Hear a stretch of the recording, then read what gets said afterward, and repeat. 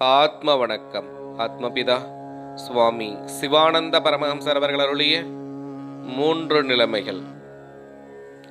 நாம் தூங்குகிற சமயத்தில் இவ்விதமான யாதொரு நிலைமையும் நாம் காணவில்லை அல்லவா? இப்பொழுது இவை காணப்படுகின்றன. இப்படி காணப்படுவதற்கு காரணம் என்ன?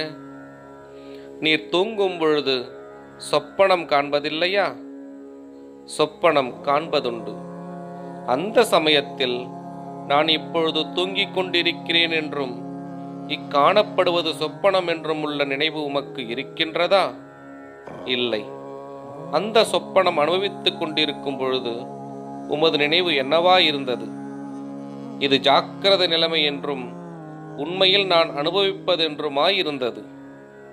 தூக்கம் விழித்த பொழுதோ நான் இதுவரை தூங்கிக் கொண்டிருந்தேன் என்றும் அப்பொழுது தோன்றிய யாவும் தூக்கத்தில் கண்ட சொப்பனம் என்றும் தெளிவாகிறது.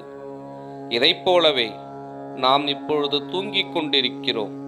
அதனால் இக்கேட்பதும் காண்பதும் அறிவதுமாகிய யாவும் சொப்பனமே.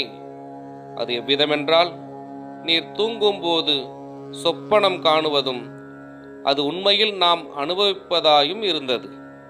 எனில் அப்போதைய தோன்றல் தூக்கம் விழித்த போதாகும். நாம் அப்பொழுது கண்டது உண்மையல்லவென்றும் நாம் தூங்கியது கொண்டு சொப்பனம் கண்டதென்றும் அறிவானது. இதைப் போலவேதான் இது தூக்கமாகும்.